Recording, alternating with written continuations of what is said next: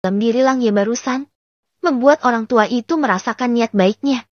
Ia mengangguk-anggukan kepalanya tanda puas dan bahagia. Saat itu, Lang Ye menunduk, wajahnya berkerut. Ia menggaruknya kepalanya. Leluhur, apa yang harus aku lakukan agar bisa menjadi kuat?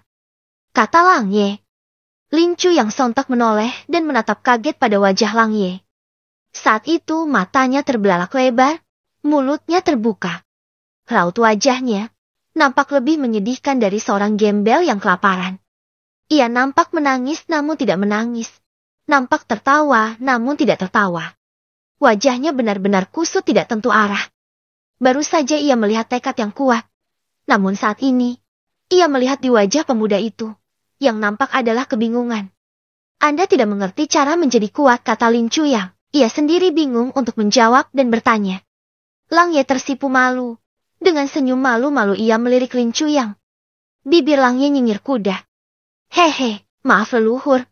Aku tidak mengerti. Kata Lang Ye. Lin Chu Yang terdiam. Hatinya terasa ditusuk. Rasanya ia ingin marah. Ia ingin berteriak marah. Wajah pemuda tampan di sebelahnya saat itu terasa asing, tidak ia kenal. Sangat menyebalkan, rasanya ingin ia pukul hancur wajah itu. Namun, keluguan itu, wajah yang tanpa dosa itu, dengan sorot matanya yang polos, menatapnya penuh tanda tanya. Pipefef. Lin Chu yang menghela nafas, ia mengangkat kepalanya, menatap ke langit senja. Bibir Lin Chu yang tersenyum pahit, langit mengapa Anda begitu kejam, desah orang tua itu. Lin Chu yang terasa ingin menangis. Dosa apakah yang dimiliki klan Lin dan klan Lang, hingga memiliki keturunan seperti Anda? Gumam Lin Chu yang pelan. Namun terdengar jelas di telinga Lang Ye, yang saat itu tepat di depan orang tua itu. Lang Ye tersenyum malu. Leluhur, maafkan aku. Aku hanyalah anak kecil yang minim pengalaman. Kata Lang Ye. Lin Chu yang menghela nafas. Sekarang ia benar-benar mengerti. Bukan Lang Hou atau Lin Xisian yang lalai. Namun, putra mereka benar-benar pemuda malas, dan karena kemalasan itu, ia menjadi bodoh. Lang Ye hanya tersenyum malu. Ia merasa tidak bersalah. Saat itu, ia benar-benar tidak mengerti bagaimana cara menjadi kuat. Yang ia tahu, ayahnya, paman-pamannya, ibu dan bibi-bibinya, walau kuat, namun semua biasa saja. Dan bukti yang ia rasakan, sehebat apa kerja, bermain, makan, minum, berkumpul, menjalani hari dan istirahat di kala malam. Semua itu bisa dilakukan oleh anak kecil sekalipun. Lin Chu yang menatap Lang Ye. Ia tersenyum pahit. Dulu, ketika pendiri klan Lin dan pendiri klan Lang masih muda, pada era itu, persaingan terjadi, tanpa kekuatan. Pilihannya hanya satu, yaitu mati. Pada era itu, kekuatan wajib dimiliki. Setelah era berganti, semua menjadi berbeda. Terutama di daratan Kekaisaran Han, sejak Kekaisaran Han berdiri, kedamaian terjadi di sini. Bahkan penduduk lemah menikmati hidup dengan damai, tanpa rasa takut diganggu oleh praktisi. Ini adalah efek baik dari Kekaisaran yang baik.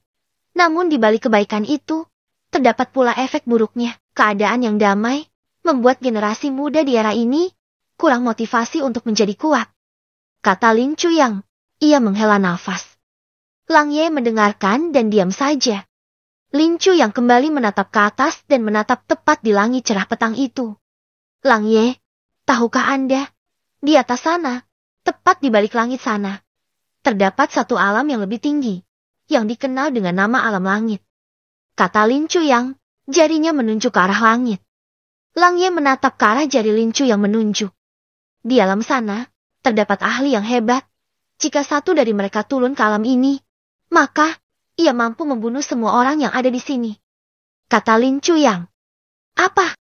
Kaget Lang Ye. Ia menoleh ke arah Lin Chu Yang dan menatap wajah tua itu. Lin Chu Yang tersenyum dan mengangguk. Di sana banyak ahli kelas atas, memang hingga saat ini. Mereka tidak bisa berada di alam ini. Hukum di alam ini telah mengatur dengan baik ahli di atas ranah semi-god akan dimusnahkan atau dikirim pergi ke alam atas sana. Kata Lin Chu Yang.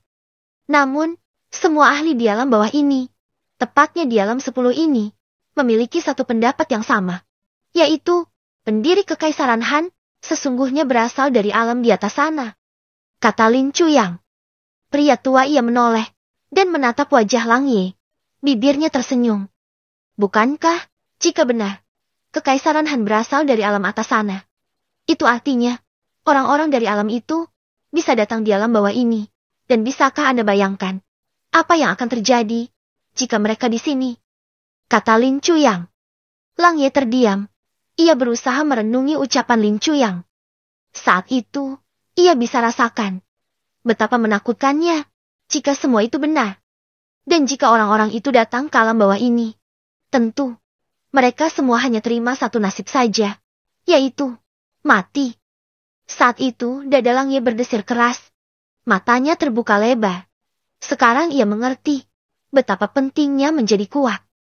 Melihat reaksi di wajah Lang Ye, Lin Chuyang tersenyum. Anda tidak memiliki kewajiban untuk menjaga dan menyelamatkan semua orang, namun Anda tentu tidak akan membiarkan orang-orang yang Anda sayangi dibunuh dan mati di depan Anda, bukan?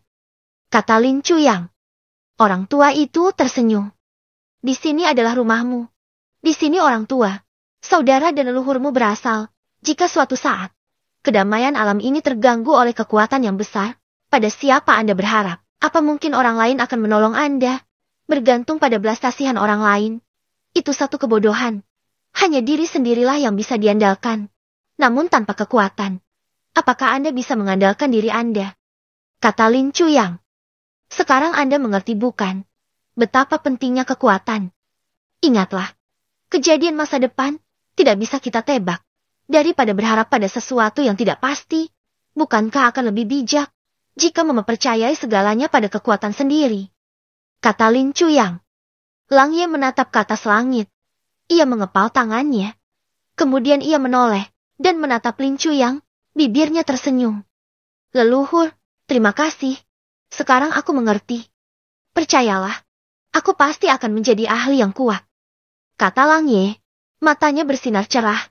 Bibirnya tersenyum penuh kepastian. Saat itu ia yakin. Ia pasti bisa. Hahaha, Lin Chuyang tertawa keras. Pria tua itu menepuk-nepuk bahu Lang Ye. Kemudian ia menatap ke arah langit dan tersenyum puas. Baiklah, hari hampir gelap. Mari kita pulang, orang tuamu pasti telah menunggu. Kata Lin Chuyang. Lang Ye mengangguk. Kemudian ia dan Lin Chuyang melangkah meninggalkan kawasan pemakaman dan pergi ke arah kediaman tuan kota. Ke-24, Token Khusus.